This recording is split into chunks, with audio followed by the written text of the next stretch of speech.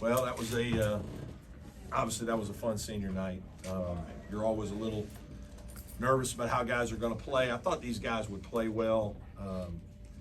They were good at shoot around this morning and just had a good sense about them in the locker room before the game. So I was confident. Obviously, PJ was on fire, which was terrific. And then, you know, Chase and Joe and Ian, they all played exceptionally well.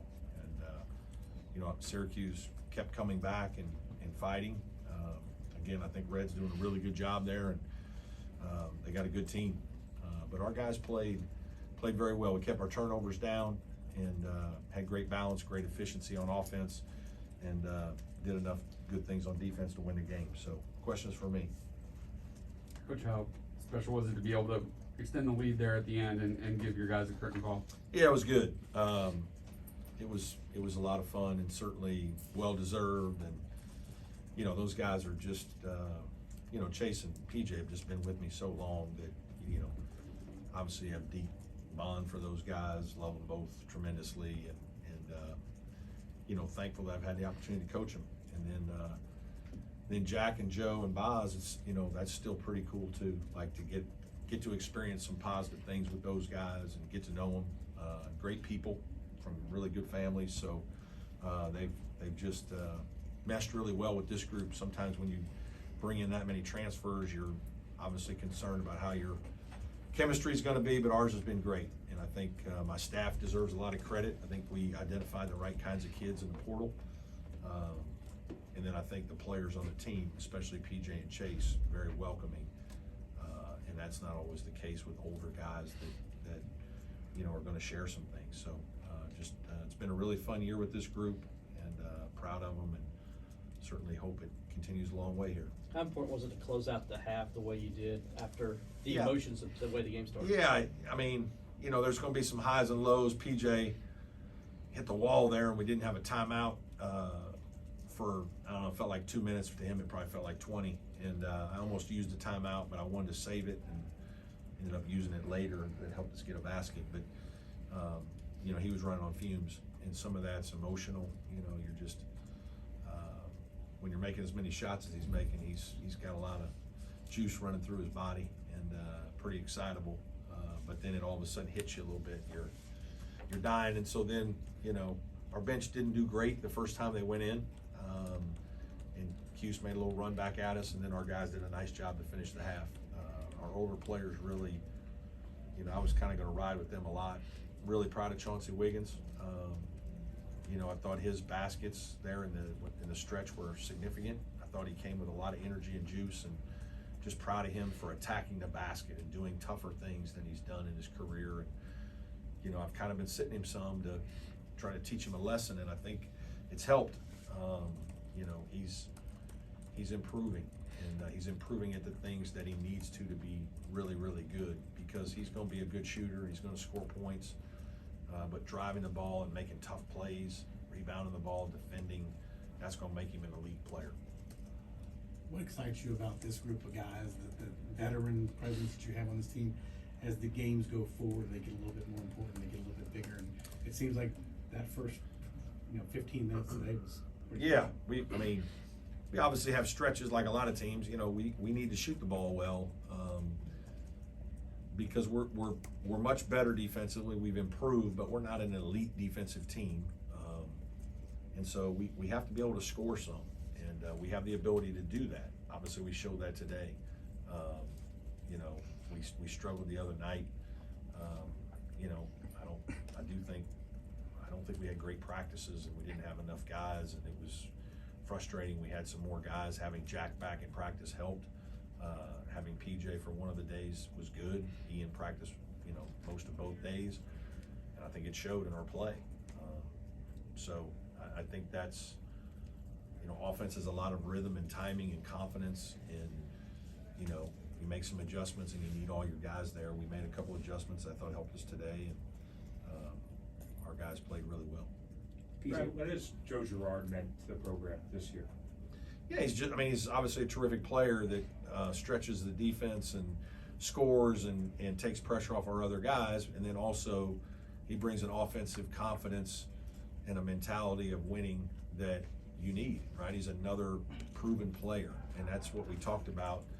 You know, when we went to the portal, we had a specific plan. We lost Brevin and Hunter, and we thought our sophomores are going to be good players, but they're not quite ready to be 30-minute guys.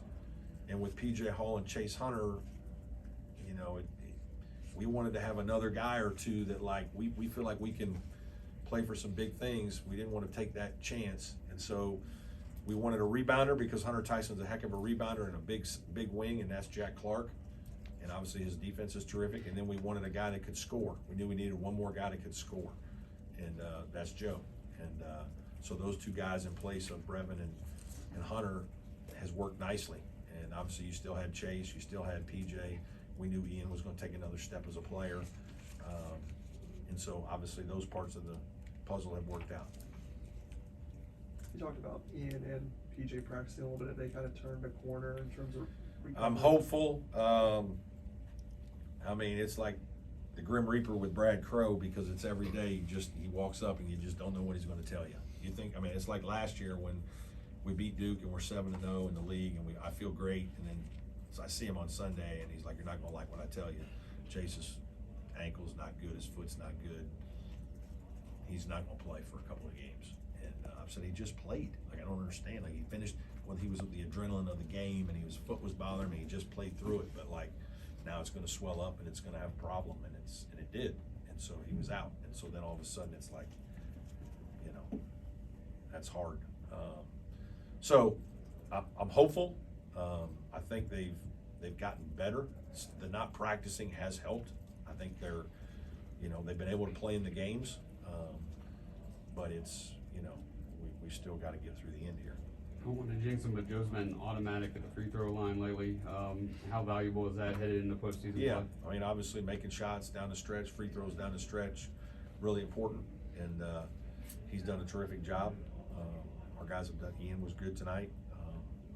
Our guys have done a good job in that area. Coach, you had 4 players tonight with over 15 points. Yeah. What part of your game plan allowed so many to flourish? Yeah, I don't. You know, part of it is the way they guard. I mean, they try to make it hard on Joe, which is, you know, some other teams do as well. But that does open up space for other guys. And you know, we tried to go inside and have a mix, and you know, we knew that the way they guarded that there's going to be some shots for PJ. PJ has such a quick release that he's going to be able to get some shots off at any time. There was only 1 3 that he took tonight that I didn't like. You know, there was probably 2 at Notre Dame that I didn't like. You know, and as much as that's hard, you know, teams are doing different things to make it hard on those guys inside as well. And so you gotta kind of let them have that mix. And in a game like tonight, where they're making a couple shots from the perimeter, and then that opens more things up. And then sometimes guys are even driving. Chase is driving. Ian has more room to finish, you know, and certainly that was the case tonight. You mentioned Jack Clark's just significance defensively. Just what has it meant for him to return to practice and get back into that rhythm?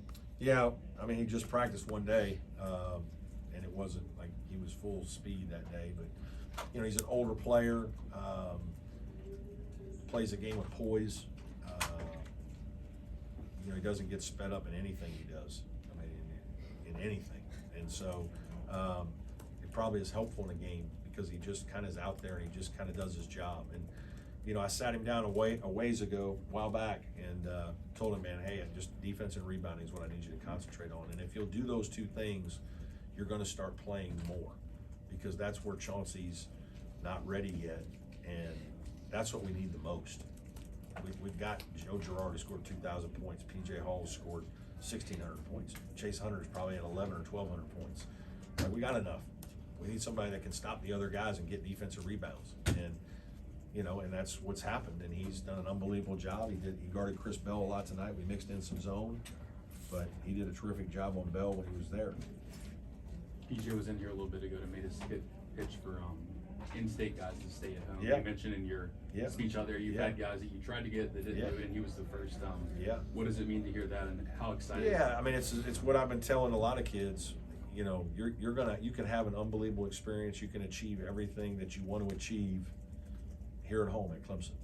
You know, you can be all ACC. You can score 1,500 points, you can, you know, be first team all conference, you can get drafted, you know, and you're going to do it in a place where people are very genuine and care about you, and you're going to get coached, you're going to get a great education, and you're going to be at a university that just does everything right and takes care of their student athletes. And so, you know, I'm hopeful that other, you know, certainly South Carolina kids, but kids in the area are taking notice, and certainly we're using that in recruiting.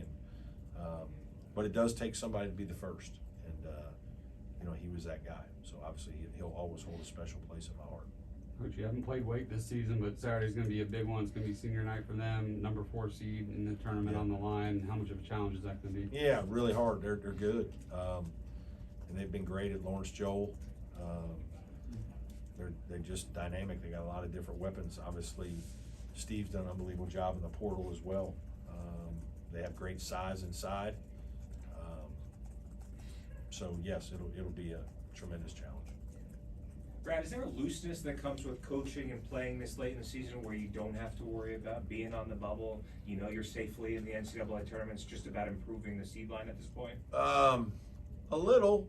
I mean, it certainly feels a lot better. Like today's game, I think solidified it. We felt like we were in after Pitt, if you ask the staff, but like, you know, you don't want to be, you know, you don't want to lose a couple games in a row and go into the tournament or whatnot, not playing well. But yeah, it's, you know, I don't know that it's a drastic difference, but you know, it at least hopefully takes a little bit of pressure off your guys, and you can focus on getting better and working on some of the things you need to work on, and guys play with confidence. You know, I think it's more difficult than people realize for people, and there's so many teams that are dealing with it, that play all these games in the last, I mean, you guys have been asking us about it starting in February, you know what I mean? And like you play 5 weeks where it hadn't been this way for us, but in other years it's like, man, this is a must win. And then to the next guy's like, hey, in the next game, it's a must win. Then this guy over here, it's a must win. Well, how many must wins do we have? Like, we're trying to win them all, but like if they're all must wins, you know, I mean, guys aren't going to play great every night, and the other teams are going to play well. Like it's hard. And some of the teams, they're free-minded because they're not in the tournament. They already know that, and they're just kind of playing, and if they get off to a good start, you know, the end of the game, there's no pressure on them. And there is pressure on the teams that are trying to play for the bubble. And, you know, as much as coaches and players don't want to talk about it, everybody knows, and it's not easy. So certainly thankful that we've handled our business well enough this year to pretty much not worry about those things. Coach, you talked about how hard it is to play at Wake, and this second half was amazing shooting for y'all. Y'all shot 63%, but the same for Syracuse. They shot about 54% from the field as well. So just, you haven't watched the film yet, but what you've seen while coaching, what talents or what things can you take from the offensive side as well, but what things can you improve on the defensive side going to your last regular season game? Yeah, I mean, first of all, those guys are hard to guard. I mean, Judah Mintz is an all-conference player, you know, and you know, when Chris Bell's on the floor, he takes defenders with him, so there's more space, you know, and everybody's just working on their individual defense, right? And we had a couple of ball screen mix-ups tonight that we got to do better. But you know, at the end of the day, we won the game pretty well. I'll try to enjoy this if you guys don't mind. Ian at 16-16. It's Yeah. not double of the year. Yeah, What can you say about the most I improved? hope he's most improved. The guy's been unbelievable. You know, obviously he's playing with other elite players, so it's not like he's getting overshadowed, because I think people notice. But like that performance right there, those 16 rebounds, unbelievable now. And what that equates to in terms of extra points for us. Yeah, I think he certainly is most improved. What will you learn from these seniors as he takes the mantle next year? I hope, you know, the leadership part, which is not easy. You know, I think PJ's drastically improved as a leader this year, and it's hard because it's not always natural for everybody, and it won't be natural for Ian. You know, he's gonna have to work at that, but